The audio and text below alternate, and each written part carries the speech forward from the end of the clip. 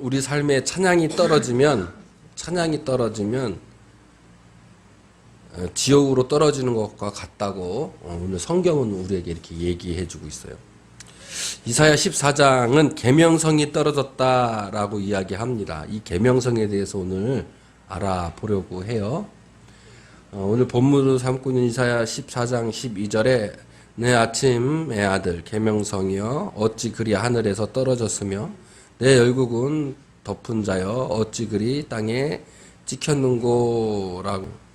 계명성을 영어 번역본으로 어떤 번역본에는 이 계명성 단어를 루시퍼라고 번역을 했고, 어떤 번역본에는 계명성을 모닝스타 이렇게 번역을 했어요. 오늘 우리 성경 개역 개정에는 계명성이라고 번역했고, 새 번역에는 새벽별 이렇게 번역했고, 카톨릭에서 보는 공동 번역에서는 빛나는 별 이렇게 번역성을 뭐라고 얘기했어요? 너 아침의 아들 계명성이요. 계명성 이꼬르 뭐예요?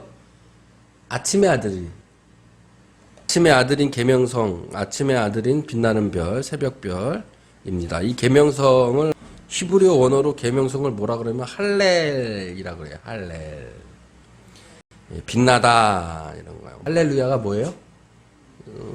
할렐루가 뭐냐면 찬양하다라는 뜻이에요. 주님을 찬양합시다. 그러니까 할렐루야예요. 그거의 어원인 앞이 할렐이 빛나다의 계명성이에요. 아침의 아들, 이 아침을 히브리 언어로 사차르라고 하는데, 이 사차르는 뭐냐면 일찍 또는 부지런히 찾다, 열심히 일을 구하다라는 뜻이에요. 다시 얘기하면, 자, 아침의 아들 계명성이잖아요. 계명성과 아침의 아들은 같은 이꼬르예요. 자, 아침의 아들 계명성, 이 계명성을 정의하자면 이런 거죠. 일찍이 부지런히 열심히 일을 구하는 아들인 빛나는 별, 이게 계명성의 정의예요, 성경에. 그죠? 그런데 보통 한국교회에서 이 계명성을 히브리어로 할렐, 라틴어로 번역하면 루시퍼 이래가지고 보통 우리가 루시퍼를 뭐라고 생각해요? 사탄, 악마 이렇게 생각하잖아요. 많이 그렇게 해석을 해요.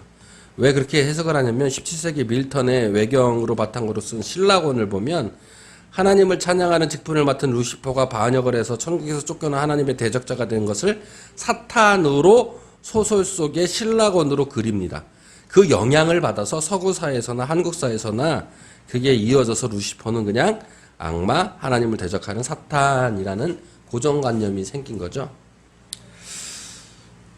그 근거로 많은 사람들이 오늘 누가복음 10장 18절에 있는 예수께서 이르시되 사탄이 하늘로부터 번개같이 떨어지는 것을 내가 보았노라, 이거랑 연결시킵니다. 계명성이 하늘에서 떨어진 것, 예수님이 사탄이 하늘에서부터 번개같이 떨어진 것, 이렇게 연결을 해서 사탄을 계명성 이렇게 그냥 이꼬로 시킵니다.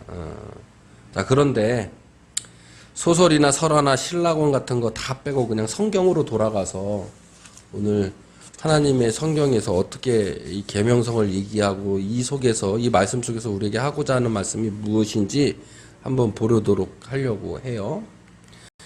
이사야 14장 4절에 너는 바빌론 왕에 대하여 이 노래를 지으러 이르기를 이렇게 말씀하셨어요. 그러니까 여러분, 계명성은 누구를 뜻하는 거냐면 성경에 바빌론 왕에 대해서 노래를 지으라. 그래서 계명성은 바빌론 왕을 비유한 거예요. 바빌론 왕이 떨어졌다라는 거죠. 바빌론 왕은 어떤 사람이었나요? 아까 전에 말씀드렸죠? 계명성이 어떤 거예요? 바빌론이 처음에는 아침의 아들, 빛나는 새벽별이었어요. 부지런히 일찍이 열심히 일을 구하는 아들, 그 아들이 바빌론 왕이었어요. 여러분, 바빌론 왕은 어떤 왕이었냐면 이스라엘이 바빌론에 의해서 완전히 멸망합니다. 그래서 바빌론으로 포로로 끌려가요. 아수르처럼 바빌론을 하나님이 도구로 사용했습니다. 그래서 축복을 주시고 세계의 지배자로 삼으셨어요. 일찍이 부지런히 열심히 일하는 아들을 선택해가지고 하나님의 도구로 선택해서 빛나는 별 축복자로 삼아주시고 세상의 지배자로 삼아주셨다라는 거예요. 그런데 왜 그런 축복받은 바빌론 왕이, 세상의 왕이 떨어졌을까요? 이것이 오늘 본문으로 삼고 있는 14장 13절부터 14절에 있는 말씀입니다. 내가 내 마음에 이르기를 내가 하늘에 올라 하나님의 무별 위에 내 자리를 높이리라. 지금 하나님의 자리에 올라서 내가 높아지려기 때문에 떨어졌다는 거죠. 내가 북극지폐의 산 위에 앉으리라. 내가 북극지폐의 산 위에 앉으리라는 얘기가 뭘까요? 북극지폐가 뭐인지 모르겠죠? 북극지폐. 하늘에 북극이 지폐에 하늘에 뭐가 북극에 있어요? 북극성이 있어요. 북극성. 왜 북극성이 중요하나요? 북극성은 안 움직여요. 맞나요? 그 주위에 있는 별들이 움직이는 거예요. 그래서 북극성을 기준으로 잡아요. 세계 우주 전체에 뭐를 기준으로 잡아요? 북극성을 기준으로 잡는 거예요. 거기 기준으로 돌아가는 거예요. 그러니까 내가 북극지폐 산 위에 내가 지금 앉으라는 건 뭐예요? 북극성이 기준이니까 내가 지금 뭐 한다는 거야? 이 세상에 중심이고 기준점이 된다는 거예요. 내 생각, 내 의지, 내 모든 것들이 내 기준점이 된다는 거죠. 가장 높은 구름에 올라가 지극히 높은 이와 같이 같아지리라. 지금 가장 높은 곳에 올라서 지극히 높은 이와 같아지 하나님과 같아지겠다는 거죠. 선악과를 먹은 아담과 하가 생각이 나는 구절입니다. 지금 그래서 바빌론 왕, 축복을 받은 세상의 왕, 일찍이 열심히 부지런히 일하는 우리 이 빛나는 새벽별의 아들이 이것 때문에 떨어졌다라고 성경은 표현하고 있는 거예요. 할렐, 빛나는 별이 떨어지는 모습을 이렇게 표현한 거죠. 아까 전에 말했듯이 할렐은 할렐루야의 어원입니다. 찬양, 주님을 찬양하라의 찬양이죠. 결국 바빌론 왕, 하나님의 축복을 준 세상의 왕, 하나님께 대한 찬양이 떨어지는 모습으로 표현되었다라고 할 수 있어요. 하나님에 대한 찬양이 떨어지는 모습. 이것을 이사야 14장 11절에 이렇게 말씀하고 계시죠. 내 영화가 솔에 떨어졌으며 내 비파 소리까지로다. 구덩이가 내 아래로 깔리며 지렁이가 너를 덮었도다. 지금 너의 영화, 내가 축복받은 거 세상의 왕이 지금 수올이라는 건 지옥에 떨어졌다는 얘기예요. 수올이 지옥이에요. 하데스라고 표현하는데 지옥입니다. 네가 지금 지옥에 떨어졌다. 너의 비파 소리, 찬양 소리까지도 지금 지옥에 떨어졌다라는 말씀인 거예요. 그러니까 다시 정리하자면 하나님의 도구로 사용한 바빌론 왕, 계명성, 아침에 부지런히 이를 구하는 아들, 그 빛나는 축복을 받는 빛나는 사람이 하나님처럼 높은 자리에 있으려고 하고 내가 내 삶의 기준점으로 삼으려고 하니까 그러니까 하나님께서 떨어지게 하셨는데 그것이 하나님을 찬양하는 모습으로 떨어지게 성경은 지금 표현하고 있다라는 거예요. 하나님을 찬양하지 않으면 내가 내 삶의 기준이 되고 내가 하나님 자리에 앉으려고 하고 하나님을 찬양하는 게 아니라 나를 찬양하게 되기 때문에 그러는 거죠. 그러니까 하나님을 찬양하지 않는 모습, 이것은 지옥에 떨어지는 모습으로 삶이 나락으로 떨어지는 모습으로 성경은 지금 우리에게 알려주고 있다라는 겁니다. 자, 우리는 그러면 계명성을 바라보며 어떻게 해야 될까요? 물론 계명성을 바라보며 우리는 하나님을 찬양해야 합니다. 하나님이 우리를 지으신 목적이 있어요. 그 목적이 뭐냐면 하나님을 찬양하라고 우리를 지으셨습니다. 즐거울 때나 축복을 받을 때나 하나님을 찬양해야 합니다. 또한 우리가 괴로울 때나 마음에 상처가 있을 때 어려울 때도 하나님을 찬양해야 합니다. 그럼 세상의 왕 바빌론 왕, 세상 사람들이 우리를 미쳤다라고 이야기할 거예요. 어떻게 괴로울 때, 마음이 상처가 났을 때, 너가 잘 나갈 때, 너가 어려울 때 왜 하나님을 찬양할 수 있어? 너 미친놈 같아. 네, 그러면 우리는 예수님의 미친 사람이 됩니다. 어느 때든지 주님을 찬양하면 우리는 항상 기뻐할 수 있는 거예요. 찬양할 때 슬픔이 기쁨으로 바뀝니다. 찬양할 때 기쁨이 더 큰 기쁨, 항상 기쁨으로 바뀝니다. 그런데 사탄은 찬양을 하지 못하게 합니다.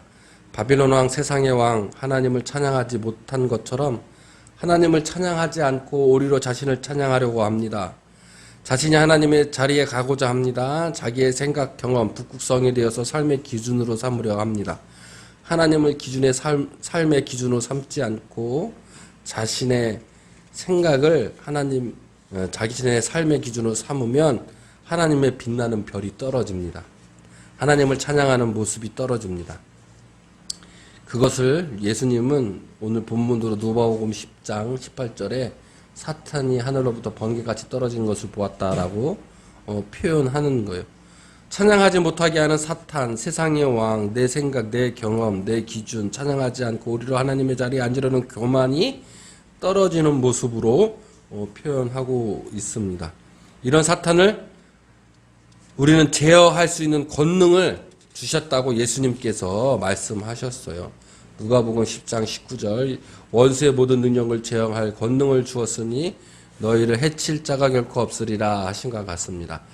하나님을 찬양하면 원수들, 사탄들을 그 능력들을 제거할 권능을 우리에게 주실 줄로 믿습니다. 그래서 우리는 더 기뻐할 것은 뭐냐면 오늘 예수님이 말씀하신 것처럼 귀신들이 너희에게 항복하는 것으로 기뻐하지 말고 너희 이름이 하늘에 기록된 것으로 기뻐하라 하셨어요. 항상 기뻐하라는 것은 하나님의 뜻입니다. 항상 기뻐할 수 있는 것은 하늘에 내 이름이 기록되어 있기 때문에 항상 기뻐할 수 있는 거예요. 하늘에 내 이름이 기록되어 있는 그것은 곧 그래서 찬양하기 때문에 가능하다고 오늘 하나님께서 우리에게 말씀해 주시는 겁니다. 슬플 때나 기쁠 때나 하나님을 찬양하면 슬플 때 기쁨으로 되고 또 우리의 삶이 역전되는 축복을 주어 주십니다. 기쁠 때 찬양하면 더 기쁨이 배가 됩니다. 10배, 100배, 1000배의 축복의 열매를 맺는 거예요. 중요한 거는 찬양할 때 여러분의 이름이 하늘나라에 기록되어집니다. 이거